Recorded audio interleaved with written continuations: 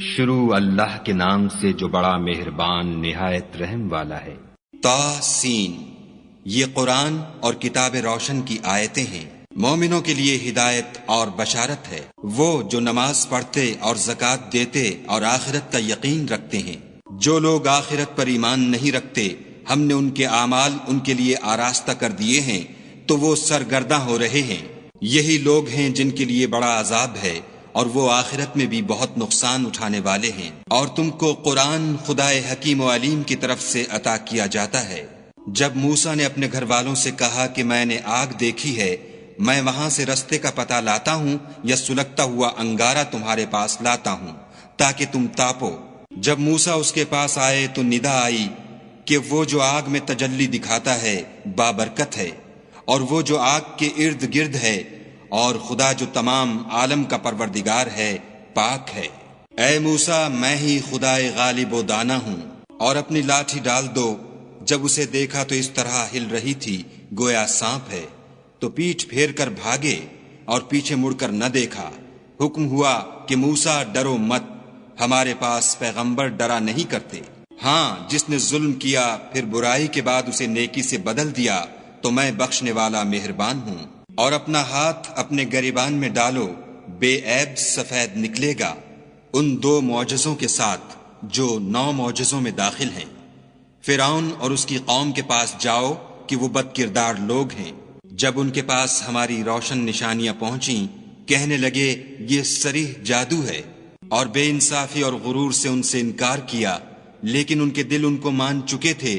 سو دیکھ لو کہ فساد کرنے والوں کا انجام کیسا ہوا۔ اور ہم نے داؤد اور سلیمان کو علم بخشا، اور انہوں نے کہا کہ خدا کا شکر ہے جس نے ہمیں اپنے بہت سے مومن بندوں پر فضیلت دی۔ اور سلیمان داؤد کے قائم مقام ہوئے اور کہنے لگے کہ لوگوں، ہمیں خدا کی طرف سے جانوروں کی بولی سکھائی گئی ہے اور ہر چیز عنایت فرمائی گئی ہے، بے شک یہ اس کا صریح فضل ہے۔ اور سلیمان کے لیے جنوں اور انسانوں اور پرندوں کے لشکر جمع کیے گئے، اور وہ قسم وار کیے گئے تھے، یہاں تک کہ جب چیونٹیوں کے میدان میں پہنچے تو ایک چیونٹی نے کہا کہ چیونٹیوں اپنے اپنے بلوں میں داخل ہو جاؤ، ایسا نہ ہو کہ سلیمان اور اس کے لشکر تم کو کچل ڈالیں اور ان کو خبر بھی نہ ہو۔ تو وہ اس کی بات سے ہنس پڑے اور کہنے لگے کہ اے پروردگار، مجھے توفیق عنایت کر کہ جو احسان تو نے مجھ پر اور میرے ماں باپ پر کیے ہیں ان کا شکر کروں، اور ایسے نیک کام کروں کہ تو ان سے خوش ہو جائے، اور مجھے اپنی رحمت سے اپنے نیک بندوں میں داخل فرما۔ اور جب انہوں نے جانوروں کا جائزہ لیا تو کہنے لگے کیا سبب ہے کہ ہدہد نظر نہیں آتا؟ کیا کہیں غائب ہو گیا ہے؟ میں اسے سخت سزا دوں گا یا ذبح کر ڈالوں گا، یا میرے سامنے اپنی بے قصوری کی دلیل صریح پیش کرے۔ ابھی تھوڑی ہی دیر ہوئی تھی کہ ہدہد موجود ہوا اور کہنے لگا کہ مجھے ایک ایسی چیز معلوم ہوئی ہے جس کی آپ کو خبر نہیں، اور میں آپ کے پاس شہر سبا سے ایک یقینی خبر لے کر آیا ہوں۔ میں نے ایک عورت دیکھی کہ ان لوگوں پر بادشاہت کرتی ہے اور ہر چیز اسے میسر ہے، اور اس کا ایک بڑا تخت ہے۔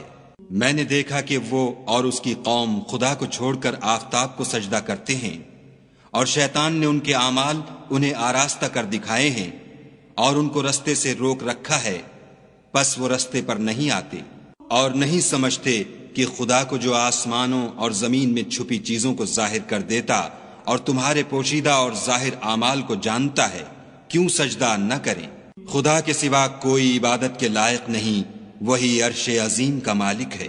سلیمان نے کہا اچھا، ہم دیکھیں گے تو نے سچ کہا ہے یا تو جھوٹا ہے۔ یہ میرا خط لے جا اور اسے ان کی طرف ڈال دے، پھر ان کے پاس سے پھر آ اور دیکھ کہ وہ کیا جواب دیتے ہیں۔ ملکہ نے کہا کہ دربار والوں، میری طرف ایک نامہ گرامی ڈالا گیا ہے، وہ سلیمان کی طرف سے ہے، اور مضمون یہ ہے کہ شروع خدا کا نام لے کر جو بڑا مہربان نہایت رحم والا ہے، بعد اس کے یہ کہ مجھ سے سرکشی نہ کرو اور مطیع و منقاد ہو کر میرے پاس چلے آؤ۔ خط سنا کر کہنے لگی کہ اے اہل دربار، میرے اس معاملے میں مجھے مشورہ دو، جب تک تم حاضر نہ ہو اور صلاح نہ دو میں کسی کام کو فیصل کرنے والی نہیں۔ وہ بولے کہ ہم بڑے زور آور اور سخت جنگجو ہیں، اور حکم آپ کے اختیار ہے تو جو حکم دیجئے گا اس کے معال پر نظر کر لیجئے گا۔ اس نے کہا کہ بادشاہ جب کسی شہر میں داخل ہوتے ہیں تو اس کو تباہ کر دیتے ہیں اور وہاں کے عزت والوں کو ذلیل کر دیا کرتے ہیں، اور اسی طرح یہ بھی کریں گے۔ اور میں ان کی طرف کچھ تحفہ بھیجتی ہوں اور دیکھتی ہوں کہ قاصد کیا جواب لاتے ہیں۔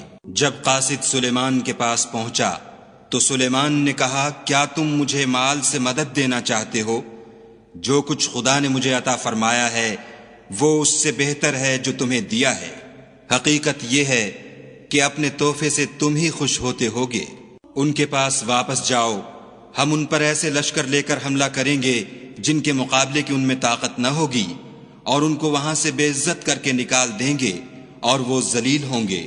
سلیمان نے کہا کہ اے دربار والو، کوئی تم میں ایسا ہے کہ قبل اس کے کہ وہ لوگ فرما بردار ہو کر ہمارے پاس آئیں ملکہ کا تخت میرے پاس لے آئے؟ جنات میں سے ایک قوی ہیکل جن نے کہا کہ قبل اس کے کہ آپ اپنی جگہ سے اٹھیں میں اس کو آپ کے پاس لا حاضر کرتا ہوں، اور مجھے اس پر قدرت بھی حاصل ہے اور امانت دار بھی ہوں۔ ایک شخص جس کو کتاب الہی کا علم تھا کہنے لگا کہ میں آپ کی آنکھ کے جھپکنے سے پہلے اسے آپ کے پاس حاضر کیے دیتا ہوں۔ جب سلیمان نے تخت کو اپنے پاس رکھا ہوا دیکھا تو کہا کہ یہ میرے پروردگار کا فضل ہے تاکہ مجھے آزمائے کہ میں شکر کرتا ہوں یا کفران نعمت کرتا ہوں، اور جو شکر کرتا ہے تو اپنے ہی فائدے کے لیے شکر کرتا ہے، اور جو ناشکری کرتا ہے تو میرا پروردگار بے پرواہ اور کرم کرنے والا ہے۔ سلیمان نے کہا کہ مالکہ کے امتحان عقل کے لیے اس کے تخت کی صورت بدل دو، دیکھیں کہ وہ سوجھ بوجھ رکھتی ہے یا ان لوگوں میں سے ہے جو سوجھ نہیں رکھتے۔ جب وہ آ پہنچی تو پوچھا گیا کہ کیا آپ کا تخت بھی اسی طرح کا ہے؟ اس نے کہا کہ یہ تو گویا ہو بہو وہی ہے، اور ہم کو اس سے پہلے ہی سلیمان کی عظمت و شان کا علم ہو گیا تھا، اور ہم فرما بردار ہیں۔ اور وہ جو خدا کے سوا اور کی پرستش کرتی تھی سلیمان نے اس کو اس سے منع کیا، اس سے پہلے تو وہ کافروں میں سے تھی۔ پھر اس سے کہا گیا کہ محل میں چلیے۔ جب اس نے اس کے فرش کو دیکھا تو اسے پانی کا حوض سمجھا اور کپڑا اٹھا کر اپنی پنڈلیاں کھول دیں۔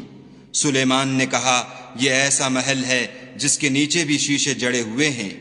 وہ بول اٹھی کہ پروردگار میں اپنے آپ پر ظلم کرتی رہی تھی، اور اب میں سلیمان کے ہاتھ پر خدائے رب العالمین پر ایمان لاتی ہوں۔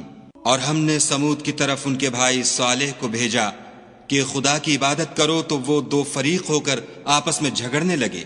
صالح نے کہا کہ اے قوم، تم بھلائی سے پہلے برائی کے لیے کیوں جلدی کرتے ہو، اور خدا سے بخشش کیوں نہیں مانگتے تاکہ تم پر رحم کیا جائے؟ وہ کہنے لگے کہ تم اور تمہارے ساتھی ہمارے لیے شگون بد ہیں۔ صالح نے کہا کہ تمہاری بدشگونی خدا کی طرف سے ہے، بلکہ تم ایسے لوگ ہو جن کی آزمائش کی جاتی ہے۔ اور شہر میں 9 شخص تھے جو ملک میں فساد کیا کرتے تھے اور اصلاح سے کام نہیں لیتے تھے۔ کہنے لگے کہ خدا کی قسم کھاؤ کہ ہم رات کو اس پر اور اس کے گھر والوں پر شبخون ماریں گے، پھر اس کے وارثوں سے کہہ دیں گے کہ ہم تو اس کے گھر والوں کے موقع ہلاکت پر گئے ہی نہیں، اور ہم سچ کہتے ہیں۔ اور وہ ایک چال چلے اور ہم بھی ایک چال چلے، اور ان کو کچھ خبر نہ ہوئی۔ تو دیکھ لو کہ ان کی چال کا انجام کیسا ہوا۔ ہم نے ان کو اور ان کی قوم سب کو ہلاک کر ڈالا۔ اب یہ ان کے گھر ان کے ظلم کے سبب خالی پڑے ہیں۔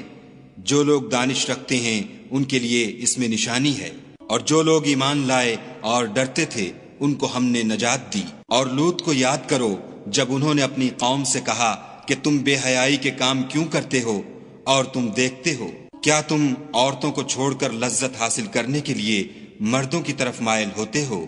حقیقت یہ ہے کہ تم احمق لوگ ہو۔ تو ان کی قوم کے لوگ بولے تو یہ بولے، اور اس کے سوا ان کا کچھ جواب نہ تھا کہ لوط کے گھر والوں کو اپنے شہر سے نکال دو، یہ لوگ پاک بننا چاہتے ہیں۔ تو ہم نے ان کو اور ان کے گھر والوں کو نجات دی، مگر ان کی بیوی کہ اس کی نسبت ہم نے مقرر کر رکھا تھا کہ وہ پیچھے رہنے والوں میں ہوگی۔ اور ہم نے ان پر مہ برسایا، سو جو مہ ان لوگوں پر برسا جن کو متنبع کر دیا گیا تھا برا تھا۔ کہہ دو کہ سب تعریف خدا ہی کو سزاوار ہے، اور اس کے بندوں پر سلام ہے جن کو اس نے منتخب فرمایا، بھلا خدا بہتر ہے یا وہ جن کو یہ اس کا شریک بناتے ہیں؟ بھلا کس نے آسمانوں اور زمین کو پیدا کیا، اور کس نے تمہارے لیے آسمان سے پانی برسایا؟ ہم نے، پھر ہم نے اس سے سرسبز باغ اگائے۔ تمہارا کام تو نہ تھا کہ تم ان کے درختوں کو اگاتے، تو کیا خدا کے ساتھ کوئی اور بھی معبود ہے؟ ہرگز نہیں، بلکہ یہ لوگ رستے سے الگ ہو رہے ہیں۔ بھلا کس نے زمین کو قرارگاہ بنایا اور اس کے بیچ نہریں بنائیں اور اس کے لیے پہاڑ بنائے، اور کس نے دو دریاؤں کے بیچ اوٹ بنائی؟ یہ سب کچھ خدا نے بنایا، تو کیا خدا کے ساتھ کوئی اور معبود بھی ہے؟ ہرگز نہیں، بلکہ ان میں اکثر دانش نہیں رکھتے۔ بھلا کون بے قرار کی التجا قبول کرتا ہے جب وہ اس سے دعا کرتا ہے، اور کون اس کی تکلیف کو دور کرتا ہے، اور کون تم کو زمین میں اگلوں کا جانشین بناتا ہے؟ یہ سب کچھ خدا کرتا ہے، تو کیا خدا کے ساتھ کوئی اور معبود بھی ہے؟ ہرگز نہیں، مگر تم بہت کم غور کرتے ہو۔ بھلا کون تم کو جنگل اور دریا کے اندھیروں میں رستہ بتاتا، اور کون ہواؤں کو اپنی رحمت کے آگے خوشخبری بنا کر بھیجتا ہے؟ یہ سب کچھ خدا کرتا ہے، تو کیا خدا کے ساتھ کوئی اور معبود بھی ہے؟ ہرگز نہیں۔ یہ لوگ جو شرک کرتے ہیں، خدا کی شان اس سے بلند ہے۔ بھلا کون خلقت کو پہلی بار پیدا کرتا، پھر اس کو بار بار پیدا کرتا رہتا ہے؟ اور کون تم کو آسمان اور زمین سے رزق دیتا ہے؟ یہ سب کچھ خدا کرتا ہے، تو کیا خدا کے ساتھ کوئی اور معبود بھی ہے؟ ہرگز نہیں۔ کہہ دو کہ مشرکو، اگر تم سچے ہو تو دلیل پیش کرو۔ کہہ دو کہ جو لوگ آسمانوں اور زمین میں ہیں خدا کے سوا غیب کی باتیں نہیں جانتے، اور نہ یہ جانتے ہیں کہ کب زندہ کر کے اٹھائے جائیں گے، بلکہ آخرت کے بارے میں ان کا علم منتہی ہو چکا ہے، بلکہ وہ اس سے شک میں ہیں، بلکہ اس سے اندھے ہو رہے ہیں۔ اور جو لوگ کافر ہیں کہتے ہیں کہ جب ہم اور ہمارے باپ دادا مٹی ہو جائیں گے تو کیا ہم پھر قبروں سے نکالے جائیں گے؟ یہ وعدہ ہم سے اور ہمارے باپ دادا سے پہلے سے ہوتا چلا آیا ہے۔ کہاں کا اٹھنا اور کیسی قیامت، یہ تو صرف پہلے لوگوں کی کہانیاں ہیں۔ کہہ دو کہ ملک میں چلو پھرو، پھر دیکھو کہ گناہ گاروں کا انجام کیا ہوا، اور ان کے حال پر غم نہ کرنا، اور نہ ان چالوں سے جو یہ کر رہے ہیں تنگ دل ہونا، اور کہتے ہیں کہ اگر تم سچے ہو تو یہ وعدہ کب پورا ہوگا؟ کہہ دو کہ جس عذاب کے لیے تم جلدی کر رہے ہو شاید اس میں سے کچھ تمہارے نزدیک آ پہنچا ہو، اور تمہارا پروردگار تو لوگوں پر فضل کرنے والا ہے، لیکن ان میں سے اکثر شکر نہیں کرتے۔ اور جو باتیں ان کے سینوں میں پوشیدہ ہوتی ہیں اور جو کام وہ ظاہر کرتے ہیں، تمہارا پروردگار ان سب کو جانتا ہے۔ اور آسمانوں اور زمین میں کوئی پوشیدہ چیز نہیں ہے مگر وہ کتاب روشن میں لکھی ہوئی ہے۔ بے شک یہ قرآن بنی اسرائیل کے سامنے اکثر باتیں جن میں وہ اختلاف کرتے ہیں بیان کر دیتا ہے، اور بے شک یہ مومنوں کے لیے ہدایت اور رحمت ہے۔ تمہارا پروردگار قیامت کے روز ان میں اپنے حکم سے فیصلہ کر دے گا، اور وہ غالب اور علم والا ہے۔ تو خدا پر بھروسہ رکھو، تم تو حق صریح پر ہو۔